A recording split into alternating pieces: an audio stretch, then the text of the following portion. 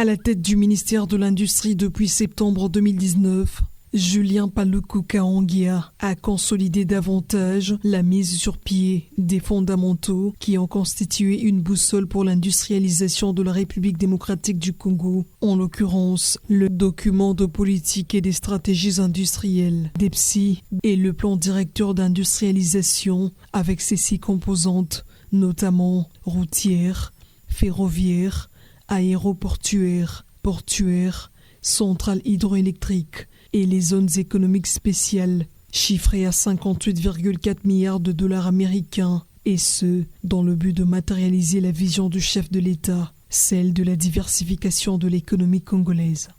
Dans le cadre de la mise en œuvre de ce plan, le ministre de l'Industrie a baissé le taux d'intérêt débiteur au niveau du Fonds de promotion de l'industrie de 9 à 6% pour les grandes entreprises et 4% pour les jeunes et les femmes.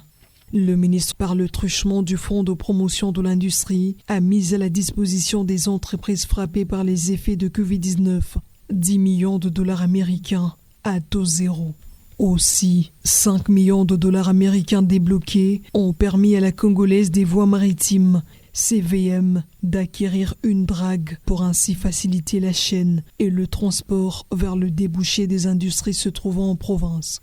La construction des bacs pour inonder l'espace Grand Kasaï en produits de première nécessité a été financée, ce qui avait constitué un ouf de soulagement pour la population de cette partie du pays. La société Congo œuf, basée à Lubumbashi, avait bénéficié également d'un financement du gouvernement pour accroître sa capacité de production d'œufs. Dans l'objectif de réduire la facture des importations qui coûte très cher à la République démocratique du Congo, grâce au management payant de Julien Paluku Kaongia. Sous la coordination du Premier ministre, plusieurs entreprises industrielles ont bénéficié des financements et des subventions. À Kinshasa, le ministre de l'Industrie a inauguré l'usine de production des câbles Made in Congo, câbles de meilleure qualité de la société Proton. Également, un laboratoire de recherche en agriculture a été inauguré pour ainsi contribuer à la matérialisation de la vision du chef de l'État, Félix-Antoine Tshisekedi Tshilombo, celle de la revanche du sol sur le sous-sol.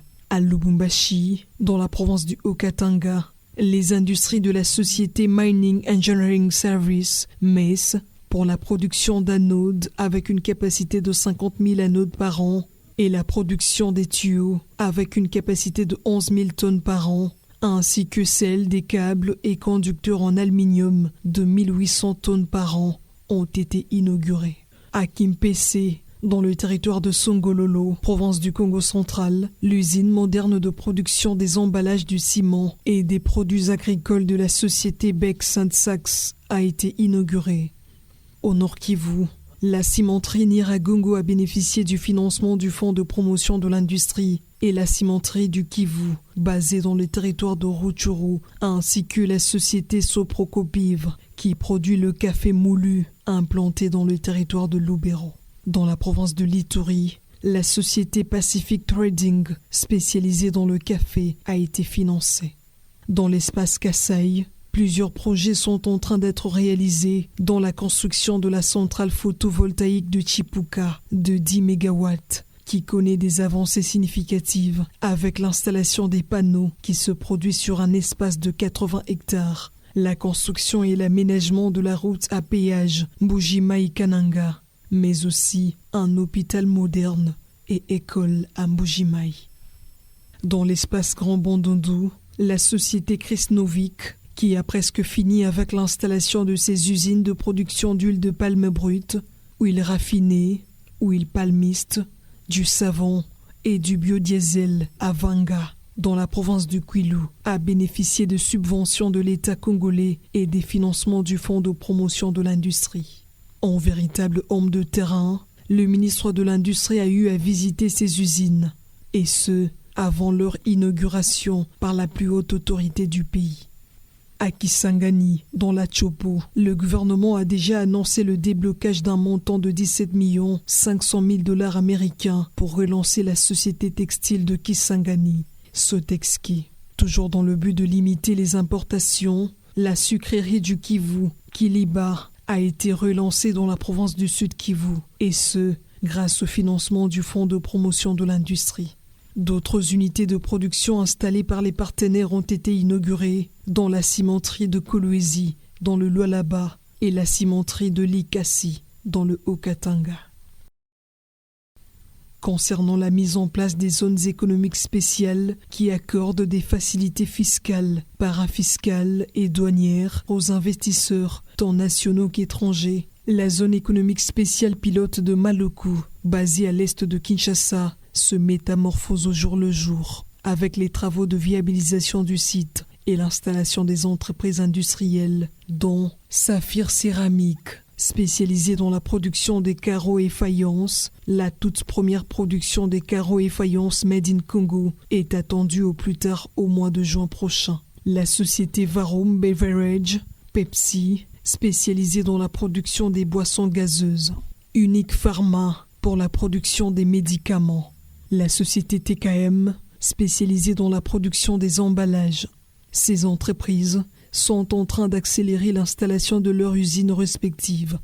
Pendant ce temps, d'autres sociétés industrielles se bousculent pour s'installer dans cette zone économique spéciale pilote qui a déjà connu la visite de quelques membres du gouvernement et des directeurs généraux des établissements publics concernés par l'octroi des avantages fiscaux, parafiscaux et douaniers qu'accorde une zone économique spéciale. Sur place, à Maluku, plusieurs emplois sont en train d'être créés. À l'est de la République démocratique du Congo, le ministre de l'Industrie a lancé la zone économique spéciale de Moussienene, basée dans le territoire de Lubero, au Nord Kivu, avec ses 127 hectares, et à l'intérieur de laquelle seront installées 20 grandes entreprises et une centaine de petites et moyennes entreprises. Le statut de cette zone économique spéciale a été remis à cette occasion à l'aménageur, qui est la Socitec. Déjà, une usine de production d'eau potable est opérationnelle dans la dite zone. Cette dernière contribuera de faire de l'industrie un facteur de paix et de stabilité dans la partie est du pays, longtemps secouée par les conflits armés. Dans l'espace Équateur, la zone économique spéciale de Miluna, située à Guaca, dans le territoire de Boudjala, recevra des industries de transformation de l'EVA, des huiles naturelles, du cacao et du café. Et d'autres zones économiques spéciales sont en plein chantier dans différentes provinces, dans le Lualaba, la Chopo et le Tanganyika, où une zone économique spéciale autour de lithium est attendue.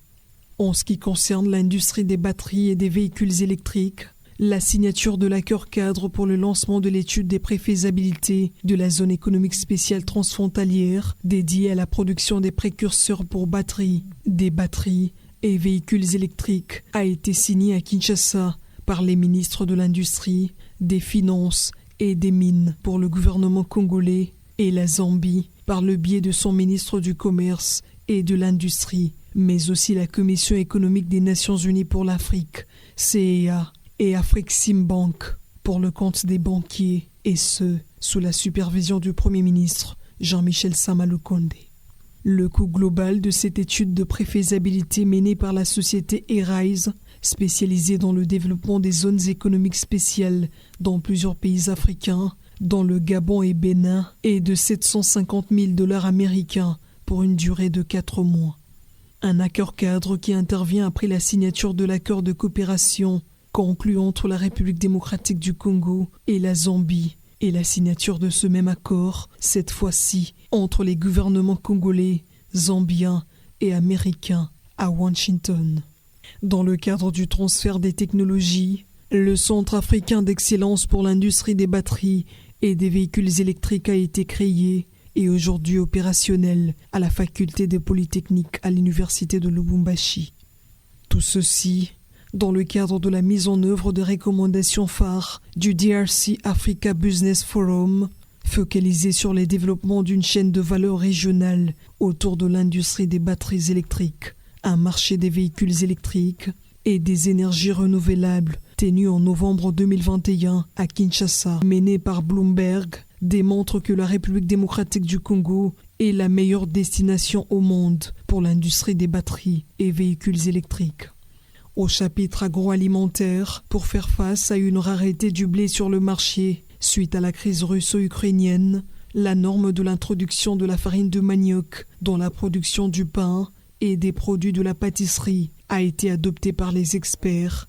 Donc, pain composite à base du froment, 90%, et de la farine de manioc, 10%, et 20% de la farine de manioc pour les produits de la pâtisserie, dont le cake, spaghettis et galettes.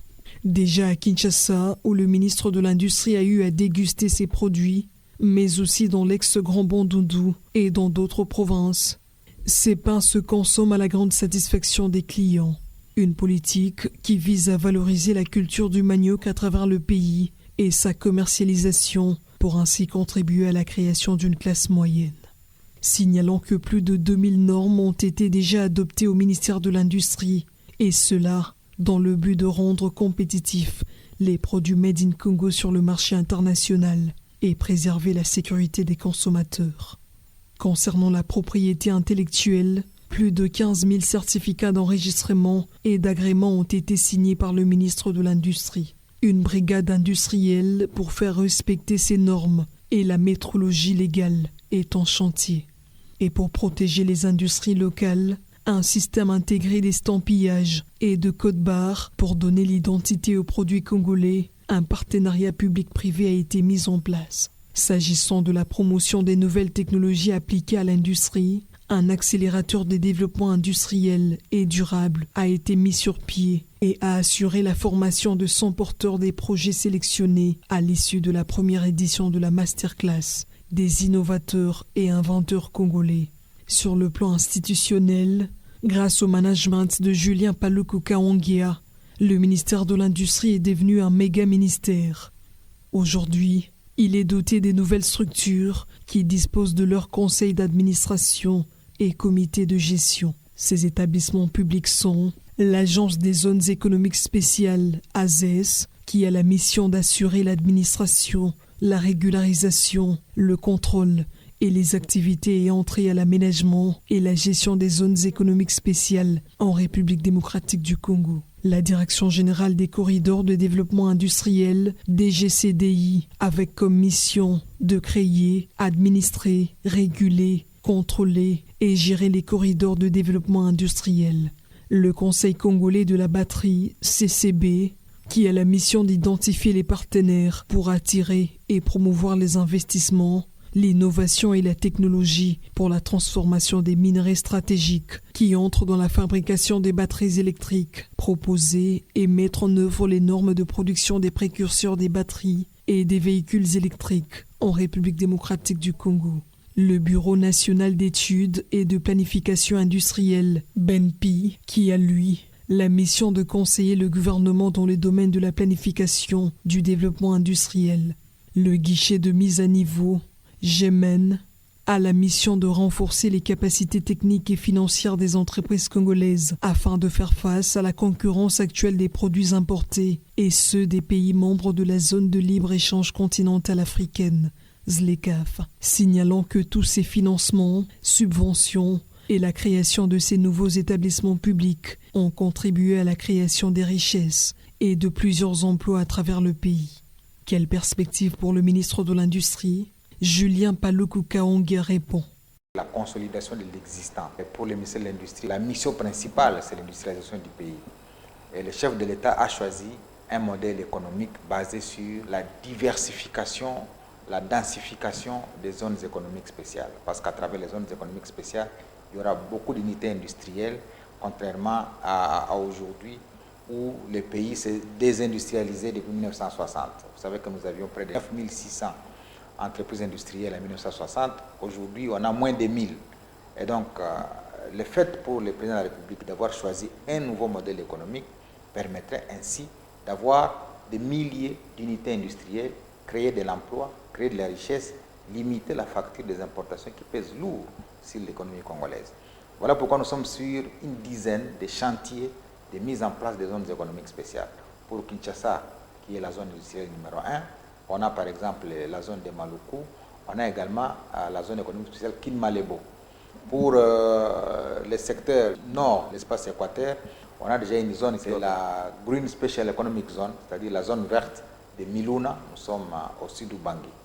L'autre zone qui sera développée dans l'espace équateur, c'est dans la province de l'Équateur elle-même, où sera installée une zone essentiellement consacrée au traitement du bois. Au lieu de continuer à exporter les grumes de bois, nous voulons transformer les bois localement et avoir la matière finie que nous allons faire consommer d'abord à la population congolaise, ensuite à faire consommer à l'extérieur pour que nous devenions des exportateurs aussi des produits finis.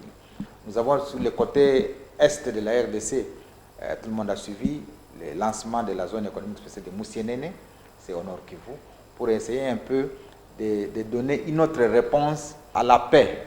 Parce que la paix aussi passe par ce genre de mécanismes d'industrialisation pour créer de l'emploi pour les jeunes, ainsi réduire la propension à certains des effets recrutés dans les groupes armés. Du côté sud, nous avons la zone économique spéciale de Kinsevere, qui va abriter la chaîne de valeur des batteries électriques. Kisuichi, nous avons Lualaba. Et donc, dans l'espace Kasaï, nous avons par exemple la zone économique spéciale de Kalamambouji, qui va faire frontière avec l'Angola.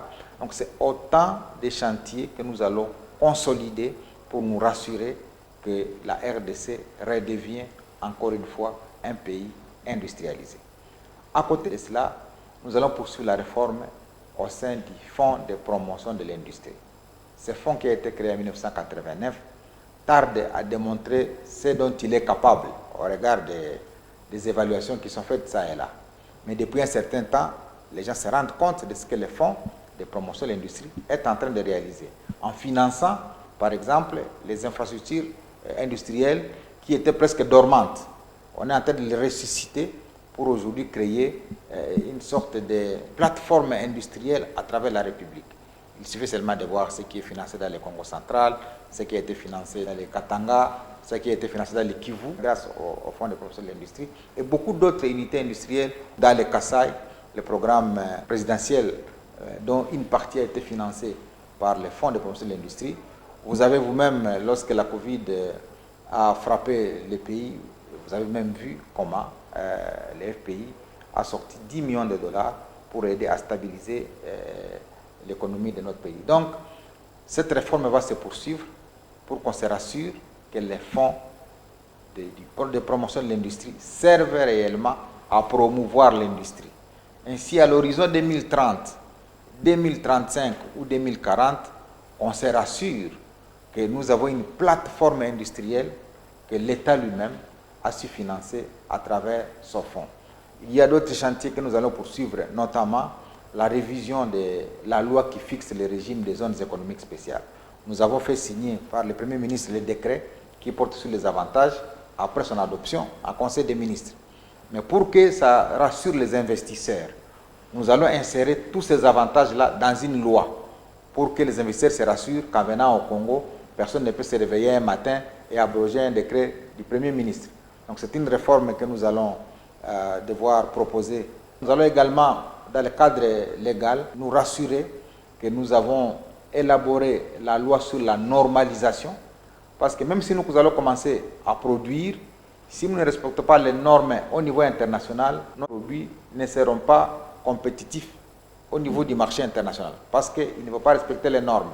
Nous allons également nous mettre sur ces chantiers, y compris la loi sur la propriété intellectuelle, parce que tout cela relève du ministère de l'Industrie. Voilà plus ou moins les chantiers que nous allons poursuivre pour consolider les acquis déjà faits et rassurer l'opinion que le ministère de l'Industrie devient parmi les méga-ministères, parce qu'il a commencé avec les fonds de promotion de l'industrie. Aujourd'hui, il a d'autres agences qui vont assurer la mise en œuvre du programme du gouvernement pour nous rassurer que tous ceux qui viendront vont trouver les fondamentaux déjà faits et qu'il n'y ait pas de difficulté à poursuivre le programme qu'ils vont trouver sur la table.